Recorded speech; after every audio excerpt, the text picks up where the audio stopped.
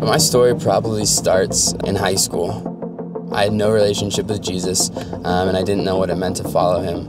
I think I might have called myself a Christian, but I'd be lucky to go to 1 or 2 church services a year. And because of that, I really started to lead a life that was based a lot on success and achievement.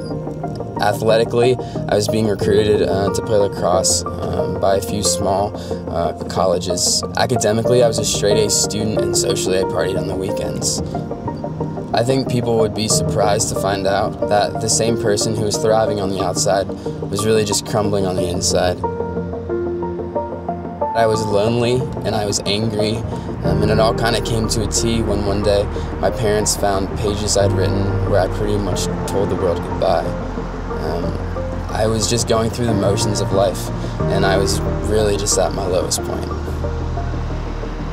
In May of 2017, during my senior year of high school, that was the first time that I got invited to Passion City Church. I was invited by 2 of my friends at the time, Kennedy Thorne and Katie Lawrence. And I remember walking through the doors of 515, and everything I thought I knew about church was turned upside down. That gathering was a little something called The Rising, and during it, Chad Veach talked about Jesus in a way that I'd never heard before. I am thankful tonight that the Bible teaches us that God does not want us to live a wounded life, but he wants to heal us from our wounds. Come on, somebody thank God tonight that God has come, not that we would live in pain, but we would live healed. At the end of the gathering, he gave a response time, and with my hand in the air, I realized that more than the chair I was sitting in, or the people I'd come there with, or even the worship music I'd been listening to, Jesus was the most real thing in that room. I think one of the most incredible things about that night is that I was only one of dozens of high school students to raise their hand and accept Christ for the first time.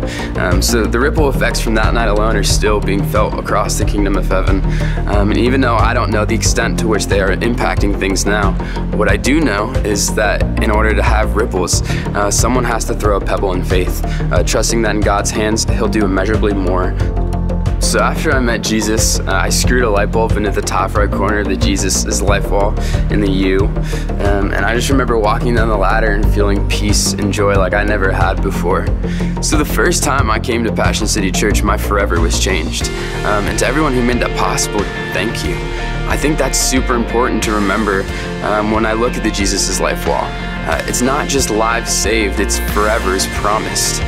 Could you imagine just multiple cities, multiple locations, people across the nation putting their forevers into Jesus' life wall just like this?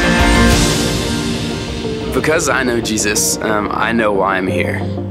And there are no more goodbye letters.